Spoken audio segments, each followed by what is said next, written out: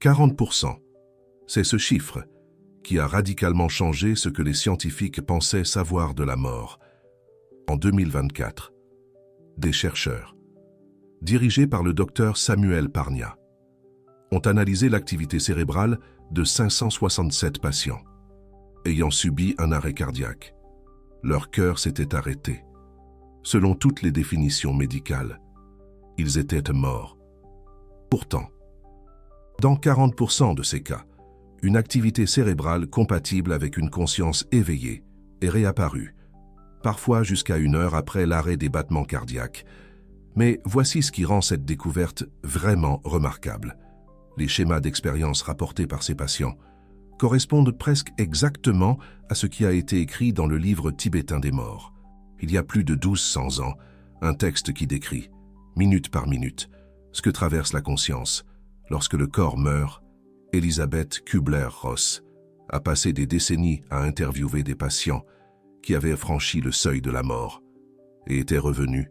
Elle a documenté plus de 20 000 cas et ce qu'elle a découvert a confirmé ce que les moines tibétains disaient depuis des siècles.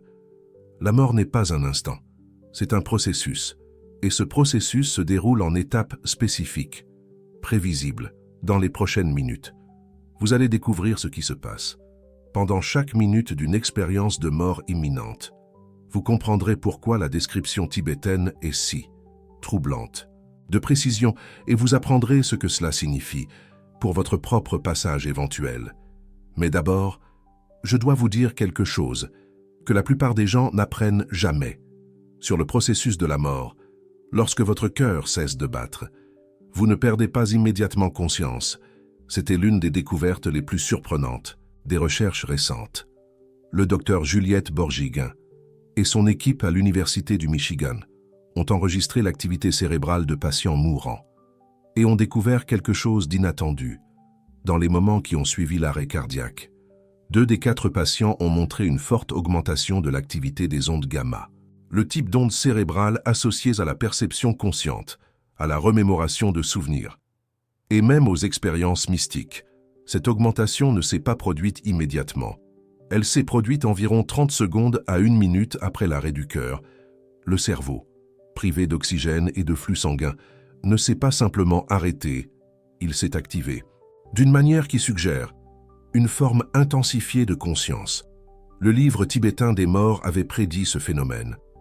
Le texte décrit les premiers instants après la mort, comme un état de clarté accrue, et non de conscience diminuée. Il dit qu'à l'instant de la mort, l'esprit devient extraordinairement clair, plus clair qu'il ne l'a jamais été. Au cours de la vie, c'est le moment où la lumière claire apparaît. Mais que se passe-t-il après cette poussée initiale? C'est là que la description tibétaine devient encore plus troublante, dans sa précision, selon le Bardo Thodol. L'expérience après la mort se déroule en 3 phases majeures. La première phase, appelée le Chikai Bardo, dure environ 3 à 4 jours. Pendant ce temps, la conscience traverse plusieurs états distincts. Laissez-moi vous guider à travers eux, minute par minute, comme les textes le décrivent. Dans les premiers instants après l'arrêt du cœur, la personne mourante ne réalise souvent pas qu'elle est morte. Ceci est cohérent avec ce que les chercheurs en EMI moderne documentent.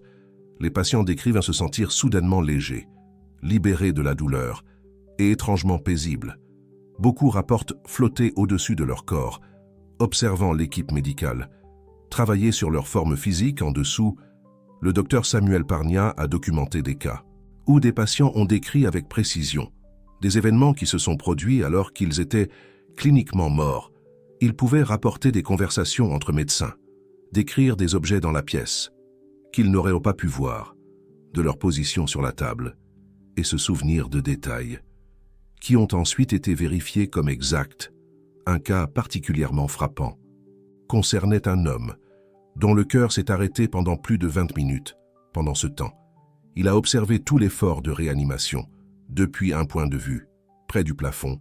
Il a décrit plus tard des détails spécifiques sur les actions de l'équipe médicale, l'équipement utilisé, et même une infirmière qui avait brièvement quitté la pièce pour passer un appel téléphonique.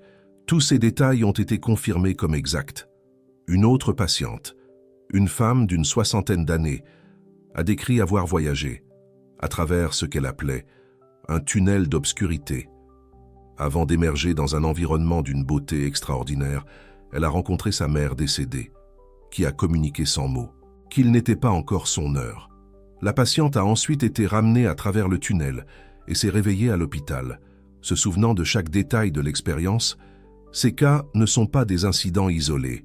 L'étude AWARE, que le docteur Parnia a menée dans plusieurs hôpitaux, a recueilli des centaines de témoignages similaires.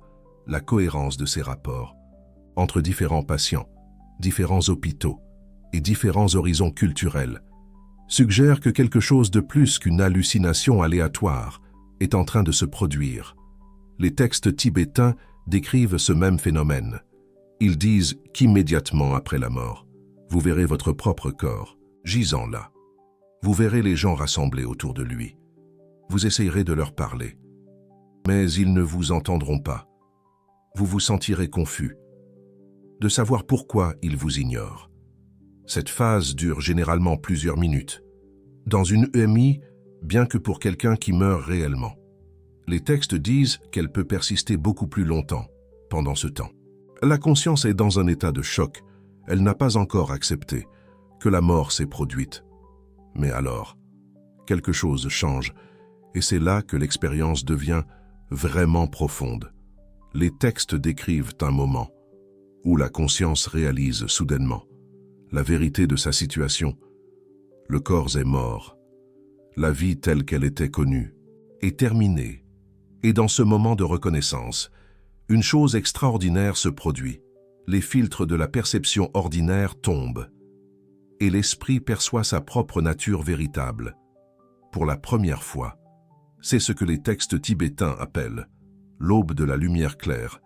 Elle est décrite comme un éclat, si brillant et si vaste, qu'il défie toute description.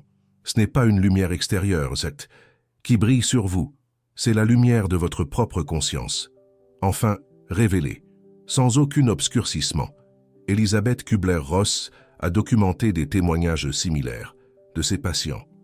Ils ont décrit avoir rencontré une lumière qui était incroyablement brillante, mais qui, d'une manière ou d'une autre, ne leur faisait pas mal aux yeux. Une lumière qui semblait les connaître complètement. Une lumière remplie d'amour inconditionnel et d'acceptation. Beaucoup ont dit qu'ils avaient l'impression de fusionner avec cette lumière, de ne faire qu'un avec elle. Les neurosciences modernes ont tenté d'expliquer cette expérience. Certains chercheurs soulignent la poussée d'activité neuronale qui se produit pendant la mort. D'autres suggèrent que le manque d'oxygène crée des hallucinations. Mais ces explications ne tiennent pas compte de plusieurs caractéristiques essentielles de l'expérience. Premièrement, les expériences sont remarquablement cohérentes, d'une culture à l'autre. Les personnes qui n'ont jamais entendu parler du livre tibétain des morts rapportent des expériences qui correspondent à ces descriptions, avec une précision troublante. Les enfants qui n'ont aucune éducation religieuse décrivent les mêmes éléments que les moines bouddhistes. Les athées et les croyants rapportent les mêmes phénomènes fondamentaux. Deuxièmement, les expériences incluent souvent des informations vérifiables. Les patients rapportent avoir vu et entendu des choses qui se sont produites pendant qu'ils étaient morts. Des choses qu'ils n'auraient pas pu percevoir si leur conscience avait vraiment cessé. Cela suggère que ce qui se passe pendant une EMI n'est pas simplement un cerveau mourant créant des hallucinations aléatoires. Troisièmement, les expériences sont transformatrices. Les personnes qui vivent des EMI en reviennent souvent profondément changées.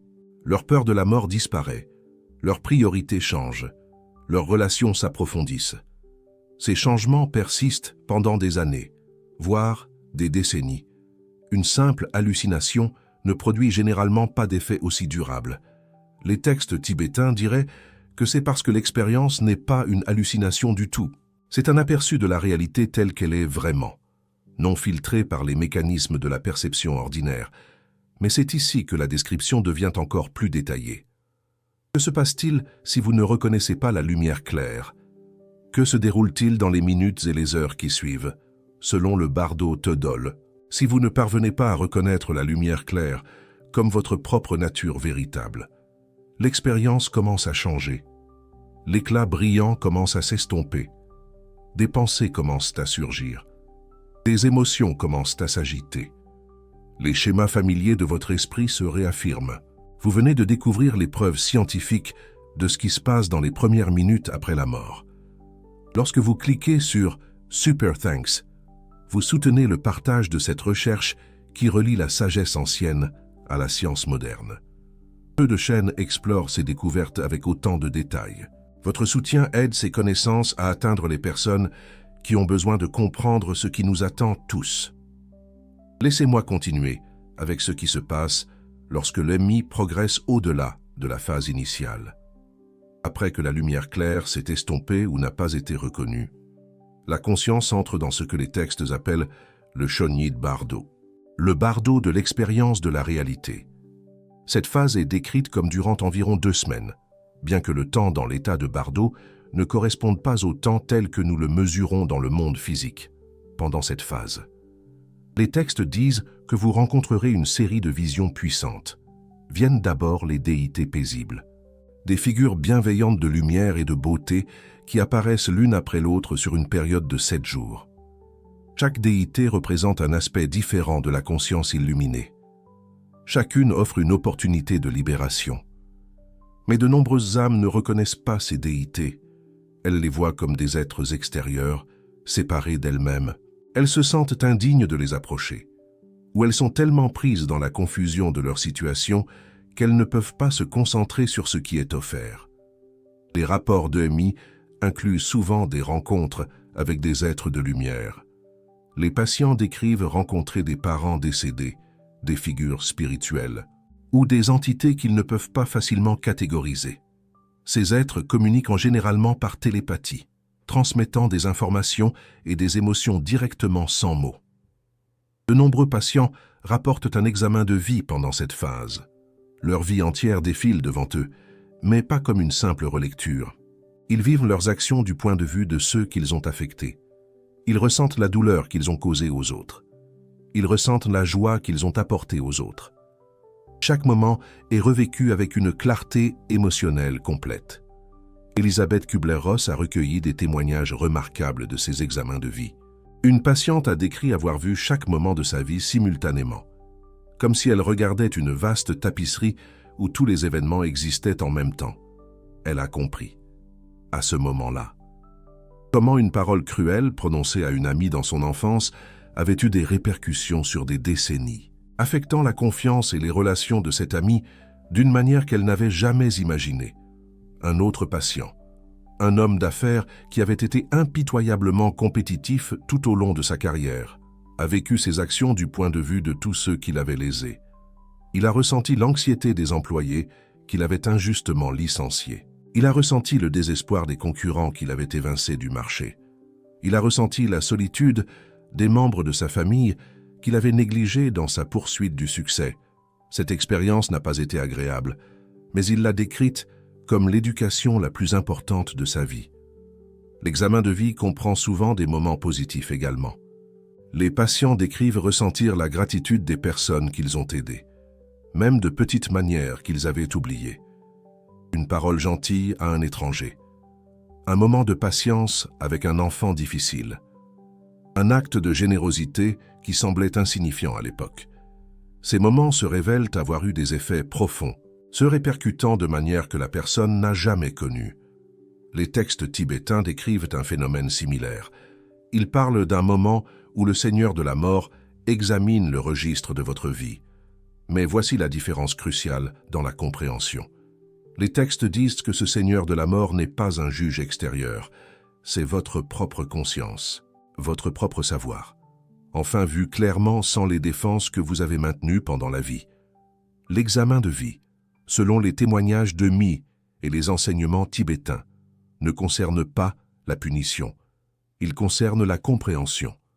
Il vous montre les vraies conséquences de vos actions. Il révèle les effets d'entraînement de vos choix à travers le temps et les relations. Et il le fait sans condamnation, seulement avec clarté. Après les déités paisibles viennent les déités courroucées. Celles-ci apparaissent dans la 2e semaine du Shonyid Bardo. Ce sont des figures terrifiantes, des démons au visage féroce, enveloppée de flammes, entourée de destruction. Elle représente tout ce que vous avez évité d'affronter en vous-même. De nombreuses âmes fuient ces visions en terreur. Mais les textes insistent sur le fait que ces apparences courroucées ne sont pas différentes des paisibles. Elles sont la même énergie éclairée, apparaissant sous un aspect différent. Leur férocité n'est pas destinée à vous nuire. Elle est destinée à percer vos illusions restantes, à vous choquer pour vous faire prendre conscience. Les témoignages d'Emi incluent parfois des expériences troublantes ou infernales. Les patients décrivent rencontrer des êtres effrayants, se sentir piégés dans l'obscurité, ou ressentir des sensations de chute ou de noyade. Ces EMI pénibles sont moins fréquentes que les paisibles, mais elles se produisent. Et elles arrivent souvent à des personnes qui ont un matériel psychologique non résolu important. L'enseignement tibétain ici est crucial. Quoi qu'il apparaisse dans le bardo, c'est une projection de votre propre esprit. Les déités paisibles sont des projections de votre nature éveillée. Les déités courroucées sont des projections de vos ombres non intégrées. Rien d'extérieur ne peut vous nuire. Tout ce que vous rencontrez est un aspect de vous-même. C'est pourquoi le travail intérieur que vous faites pendant la vie compte tant.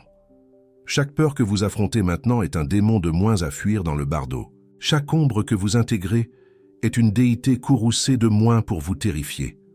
Chaque relation que vous guérissez est une confusion de moins pour vous éloigner de la reconnaissance. Si vous naviguez dans le Shonyid Bardo sans atteindre la libération, vous entrez dans la phase finale, le Sidpa Bardo, le bardo de la renaissance. Cette phase est décrite comme durant environ 3 semaines, bien que, encore une fois, le temps ne soit pas mesuré de la même manière. Dans le Sidpa Bardo, l'attrait pour la renaissance devient de plus en plus forte. Vous commencez à voir des visions de couple dans une union intime. Vous ressentez des désirs puissants qui surgissent. Les textes disent que vous êtes attiré vers le royaume où votre karma vous mènera. Si vous êtes destiné à une renaissance humaine, vous serez attiré par des parents humains au moment de leur conception. Si votre karma mène à d'autres royaumes, vous verrez des visions appropriées à ces destinations. La clé, même à ce stade tardif, est de reconnaître que ces visions sont des projections de votre propre esprit et de ne pas vous laisser emporter par le désir et l'aversion. La plupart des âmes, à ce stade, ont perdu la capacité d'une telle reconnaissance. L'élan des schémas habituels est trop fort. Le conditionnement de toute une vie, ou de nombreuses vies, emporte la conscience vers sa prochaine incarnation, selon les textes, l'ensemble du processus, du moment de la mort au moment de la conception dans un nouveau corps, prend environ 49 jours. C'est pourquoi les bouddhistes tibétains observent une période de 49 jours de prières et de rituels après le décès d'une personne. Ils croient que la conscience est encore en transition et peut être aidée par ces pratiques. Maintenant, vous vous demandez peut-être ce que cela signifie pour vous, que vous croyez ou non à la cosmologie tibétaine, que vous acceptiez ou non l'idée de la renaissance. Il y a ici une sagesse pratique qui s'applique à tout le monde. Le message central des enseignements tibétains et des recherches modernes en EMI est le suivant. La façon dont vous mourrez est influencée par la façon dont vous vivez. L'état de votre conscience à la mort est façonné par l'état de votre conscience pendant la vie. Si vous voulez mourir paisiblement, vous devez pratiquer la paix maintenant. Si vous voulez reconnaître la lumière claire quand elle apparaît, vous devez vous familiariser avec la lumière de la conscience maintenant. Ce ne sont pas seulement des conseils spirituels. Ils sont étayés par la recherche médicale sur la mort. Les patients qui ont fait un travail psychologique et spirituel, qui ont affronté leur peur, qui ont fait la paix avec leurs relations et leur mortalité, font systématiquement état de mort plus paisible. Ils sont plus susceptibles d'avoir des EMI positives. Ils sont plus susceptibles de mourir avec acceptation plutôt qu'avec terreur. Elisabeth Kubler-Ross a consacré toute sa carrière à cette perspicacité. Ces célèbres 5 étapes du deuil. Le déni, la colère, le marchandage, la dépression, l'acceptation, ne concernaient pas seulement la façon de gérer la perte, elles concernaient la façon de gérer la vérité. Ceux qui pouvaient en traverser pleinement ces étapes pendant la vie étaient mieux préparés à affronter la vérité ultime de leur propre mortalité. Elle racontait souvent une histoire à propos d'une patiente qu'elle appelait Madame Dubois. Cette femme âgée avait reçu quelques semaines à vivre, mais restait dans le déni, insistant sur le fait qu'elle se rétablirait. Kübler-Ross a travaillé avec elle pendant plusieurs séances, l'aidant à surmonter la colère face à son diagnostic, le marchandage avec Dieu pour plus de temps, la dépression face à tout ce qu'elle allait perdre, et enfin, l'acceptation de ce qui allait arriver. Lorsque Madame Dubois a finalement accepté sa mort, quelque chose de remarquable s'est produit. Sa douleur a diminué. Son anxiété a disparu. Elle a commencé à avoir des expériences qu'elle décrivait comme des visites de parents décédés. Elle se réveillait le matin avec un sentiment de paix qu'elle n'avait jamais connu de sa vie. Quand elle est finalement morte, elle l'a fait avec un sourire aux lèvres, ayant dit à sa famille la veille que sa mère venait la chercher pour la ramener à la maison. Cette transformation n'est pas inhabituelle. Kübler-Ross a documenté des centaines de cas similaires. Les patients qui pouvaient accepter leur mortalité avant la mort rapportaient systématiquement des expériences de mort plus paisibles. Ils étaient plus susceptibles d'avoir des visions réconfortantes. Ils étaient plus susceptibles de mourir consciemment, conscients de ce qui se passait, plutôt que de s'évanouir dans la confusion et la peur. Les moines tibétains qui ont écrit le Bardo Thodol se sont engagés dans des pratiques spécifiques pour se préparer à la mort. Ils méditaient quotidiennement, cultivant la familiarité avec la nature de leur propre conscience. Ils contemplaient constamment la mort, non pas de manière morbide, mais comme un moyen de rester éveillé à la préciosité de chaque instant. Ils pratiquaient la mort en méditation, répétant les étapes afin de les reconnaître lorsqu'elles se produiraient réellement. Vous pouvez appliquer les mêmes principes à votre manière. La méditation régulière, quelle que soit sa forme, vous familiarise avec la lumière claire de la conscience qui apparaîtra à la mort. Un examen de conscience honnête vous aide à intégrer les ombres qui pourraient autrement apparaître comme des divinités courroucées. Faire la paix avec vos relations élimine les affaires inachevées qui pourraient vous distraire dans le bardo.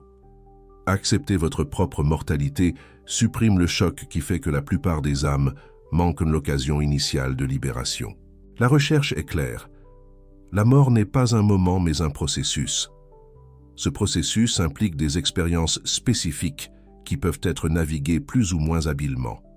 Et la qualité de votre navigation dépend en grande partie de ce que vous faites maintenant. Pendant que vous êtes encore en vie, il y a une chose de plus que je veux partager avant de terminer. Quelque chose qui change la façon dont vous pourriez penser à tout cela. Les enseignements tibétains insistent sur le fait que les états du bardo ne sont pas quelque chose qui n'arrive qu'après la mort physique. Nous traversons constamment des états du bardo. Chaque nuit, lorsque nous nous endormons, nous entrons dans une sorte de mort. Chaque fois que nous passons d'une expérience à l'autre, d'une pensée à l'autre, d'un état émotionnel à l'autre, nous traversons un mini-bardo. La vie elle-même est un bardo, un état intermédiaire entre notre existence précédente et la suivante. Cela signifie que chaque moment est une occasion de pratiquer. Chaque transition est une chance d'apporter la conscience à ce qui se passe. Chaque fin, chaque perte, chaque changement est une répétition de la grande transition qui nous attend tous. Les moines qui ont maîtrisé ces enseignements ne craignaient pas la mort. Ils l'accueillaient comme l'occasion ultime de libération.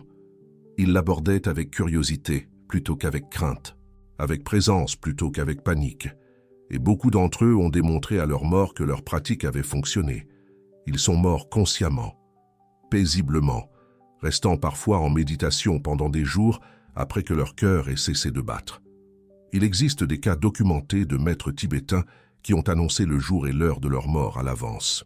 Ils ont rassemblé leurs étudiants, ont donné des enseignements finaux, puis sont entrés en méditation. Leur cœur s'est arrêté, mais leur corps est resté chaud et frais pendant des jours, parfois des semaines. Lorsqu'ils sont finalement sortis de cet état, appelé Tukdam, leur corps ne montrait aucun signe de décomposition. Les scientifiques qui ont étudié ce phénomène restent perplexes. Il n'y a aucune explication médicale conventionnelle à la façon dont un cadavre peut rester sans se décomposer pendant des périodes prolongées. Ces cas suggèrent que la conscience peut en effet persister après la mort clinique, et que cette persistance peut être cultivée par la pratique. Les moines n'accomplissaient pas de miracles. Ils démontraient une maîtrise d'un processus naturel que les textes tibétains décrivent en détail. La médecine occidentale commence seulement à rattraper ses compréhensions ancestrales. Les recherches de Parnia, Borjigin et d'autres représentent les premières tentatives scientifiques pour cartographier ce que les Tibétains ont cartographié il y a des siècles. Et jusqu'à présent, les corrélations sont frappantes. La poussée d'activité cérébrale après un arrêt cardiaque, les expériences de lumière et de paix, les rencontres avec des proches décédés, la revue de vie, tout cela correspond à ce que décrivent les textes anciens. Comme Elisabeth Kubler-Ross l'a si bien souligné, vous n'aspirez peut-être pas à une telle maîtrise, mais vous pouvez aspirer à mourir avec conscience plutôt qu'avec confusion. Vous pouvez aspirer à affronter la lumière claire avec un certain degré de reconnaissance. Vous pouvez aspirer à naviguer dans le bardeau avec plus d'habileté que de terreur. Et la façon de développer cette capacité, c'est de commencer maintenant. Chaque moment de conscience compte. Chaque peur affrontée vous prépare. Chaque acte d'amour et de guérison dégage le chemin. Elisabeth Kubler-Ross nous l'a enseigné. L'acceptation de la mort est un chemin. Maintenant, je veux vous entendre. Avez-vous déjà vécu une expérience de mort imminente? Avez-vous été témoin du décès paisible de quelqu'un? Avez-vous eu une expérience qui vous a donné un aperçu de ce que décrivent les textes? Partagez votre histoire dans les commentaires, parce que chaque témoignage aide les autres à comprendre que ces enseignements ne sont pas de la fantaisie. Ce sont des cartes d'un territoire qui nous attend tous. Et plus nous comprenons ce territoire, mieux nous serons préparés lorsque notre propre moment viendra. Le livre tibétain des morts a été écrit pour vous, pas pour des moines dans des monastères lointains, pas pour des maîtres spirituels sur des montagnes isolées, mais pour vous, une personne ordinaire confrontée à la même transition que tout être humain. La question n'est pas de savoir si vous allez mourir. La question est de savoir à quel point vous serez conscient lorsque cela se produira. Et cette conscience commence à se développer dès maintenant. Rappelez-vous, les 40% des patients dont le cerveau a montré une activité consciente après un arrêt cardiaque étaient des gens ordinaires. Ils n'avaient pas médité pendant des décennies. Ils n'avaient pas étudié des textes anciens. Pourtant, ils ont vécu quelque chose de profond, quelque chose qui les a changés de manière permanente, quelque chose qui correspond à ce que les Tibétains ont décrit il y a plus de 1000 ans. Elisabeth Kubler-Ross savait que ces expériences sont universelles. Si des gens ordinaires peuvent vivre ces expériences spontanément, imaginez ce qui devient possible avec une préparation. Imaginez affronter la mort non pas comme un ennemi, mais comme une porte d'entrée. Imaginez reconnaître la lumière claire lorsqu'elle apparaît. Imaginez naviguer dans le bardeau avec habileté plutôt qu'avec confusion. Ce n'est pas de la fantaisie, c'est ce que la recherche suggère être possible. Et cela commence avec ce que vous faites aujourd'hui. Comme Elisabeth Kubler-Ross l'a toujours affirmé, la préparation à la mort est une préparation à la vie.